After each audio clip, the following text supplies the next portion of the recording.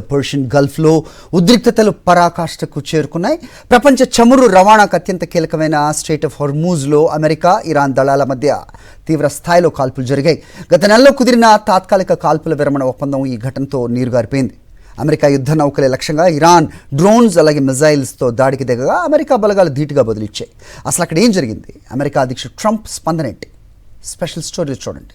Hormuz జలసంధిలో గస్తీ కాస్తున్న America యుద్ధ నౌకలపై Iran ఒక్కసారిగా విరుచుకుపడింది.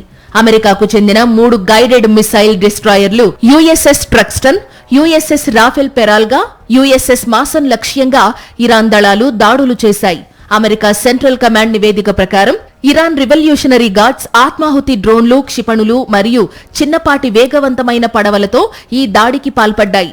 అయితే అమెరికా రక్షణ వ్యవస్థలు ఈ ముప్పును సమర్థవంతంగా అడ్డుకున్నాయి. తమ నౌకలకు ఎలాంటి నష్టం వాటిల్లలేదని పెంటగాన్ స్పష్టం చేసింది. దీనికి ప్రతిచర్యగా అమెరికా సైన్యం ఇరాన్ భూభాగంలోని కీలక సైనిక స్థావరాలపై విరుచుకుపడింది.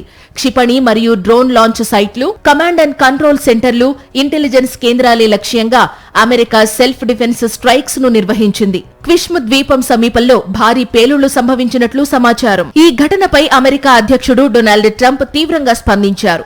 ఇరాన్ దాడులను కేవలం ఒక లవ్ ట్యాప్ గా అభివర్ణించిన ఆయన ఇరాన్ వెంటనే శాంతి ఒప్పందంపై సంతకం చేయాలని, లేదంటే భవిష్యత్తులో ఇంతకంటే ఘోరమైన దాడులు ఎదుర్కోవలసి ఉంటుందని హెచ్చరించారు.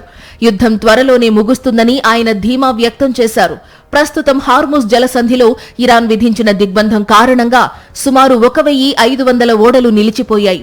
అమెరికా నిర్వహిస్తున్న ప్రాజెక్టు ఫ్రీడమ్ ద్వారా నౌకలకు రక్షణ కల్పించే ప్రయత్నాలు జరుగుతున్నప్పటికీ తాజా కాల్పుల ఘటనతో అంతర్జాతీయ చమురు మార్కెట్లలో ఆందోళన నెలకొంది. ఒకవైపు పాకిస్తాన్ మధ్యవర్తిత్వంతో చర్చలు జరుగుతున్న తరుణంలోనే ఈ స్థాయిలో కాల్పులు జరగడం పశ్చిమాసియాలో యుద్ధ మేఘాలను మరింత తీవ్రం చేస్తోంది.